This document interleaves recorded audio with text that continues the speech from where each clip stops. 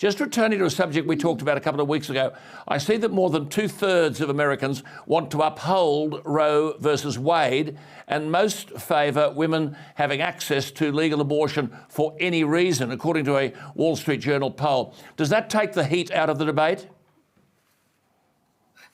Well, always thank you for having me on, Alan. And, I think this is going to be a non-issue in November. This was meant to be something that was always to be decided by the states. Even Ruth Bader Ginsburg, a very liberal justice, said that Roe v. Wade was wrongly decided in 1973. And the case that's before the Supreme Court right now is not banning abortions. It's just saying that the rightful owner of that decision is the state. Our Constitution, any powers that are not expressly given to the federal government belong to the state, and this was never a power granted to them. Right. This case was wrongly decided, and many on the left agree.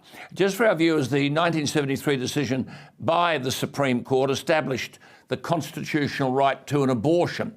68% of the respondents in this poll said they would not like to see the court completely overturn Roe. Peggy, the figures are interesting, aren't they, on a very delicate matter, because they're saying, this poll said after 15 weeks of pregnancy, 34% of respondents were in support, 43% in opposition.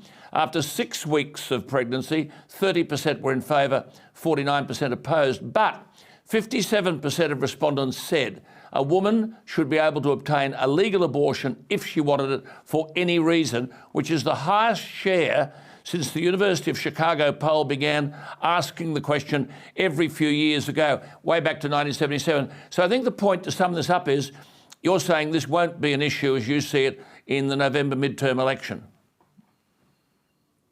Well, I think that it's not the access to abortions that people are concerned about, it's the timing of it. And the left has continued to push this conversation further and further. Most of the American people are not in favor of abortion during a third term or third trimester of pregnancy. And some on the radical left have even suggested that abortion should be allowed after the baby is born. To me, that's called infanticide. And so it's not a matter of access to abortion, it's a matter of the timing. And I think there's great consensus on the first trimester having it be what Bill Clinton called safe, legal, and rare. And Bill Clinton was a Democrat, but I think a lot of the American people center on that. Make it safe, legal, and rare.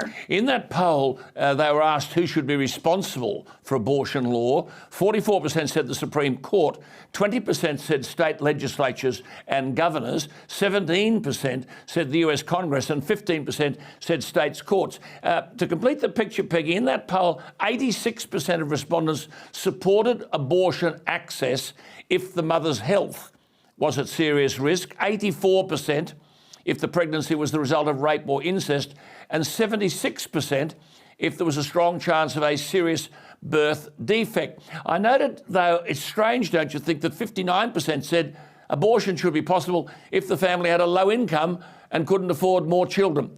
Where's this going to end up?